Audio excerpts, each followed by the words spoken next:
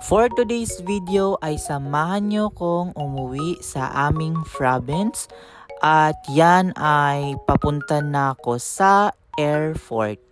Fast forward ay nandito na ako sa Ninoy Aquino International Airport at this time ay naghihintay na sa akin ang aking mga sister. So ayan, kasama ko na sila at papunta na kami sa check-in counter para makuha na namin ang aming mga ticket.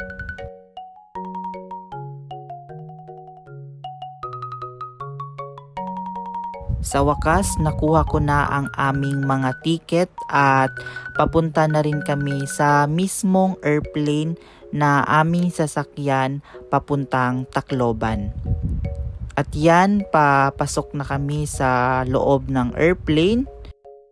At dito, naghahalo na yung kaba at excited ko kasi medyo matagal na rin akong hindi nakasakay ng airplane. At yan, panoorin nyo na lang ang buong flight namin papuntang Tacloban.